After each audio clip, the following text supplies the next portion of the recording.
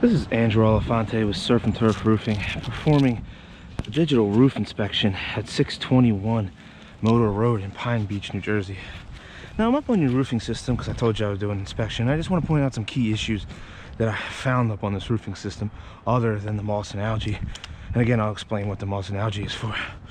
But you can see here, if I take this digital moisture meter and place it in the open field, it's reading around 21%. Now that's very high. Let me see if I can find you a normal reading. There you go, around 4 or 5% moisture. Anywhere between 2 and 10% is normal.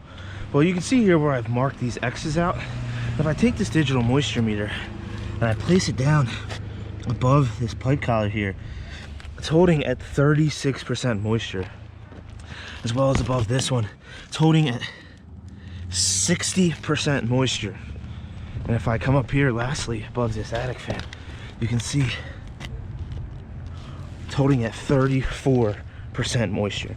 Now this is very high levels of moisture, and that's because there's nothing allowing that air to escape and allowing that moisture to breathe and evaporate. So all it's doing is sitting in there, causing mold and mildew and rotting that decking out underneath your shingles here. And now the next thing I want to hit is these marks here. Every single one of these marks is where a nail head is popping out. You can see up underneath there. As well as lifted shingles, we call these wind zippers in our industry.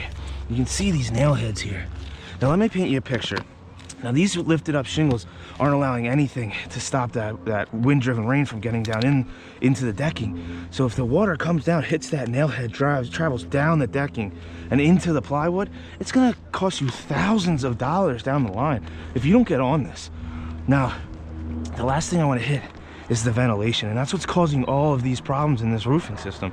So if I take my digital thermometer here and I point it out at the outside temperature, it's 49, 50 degrees.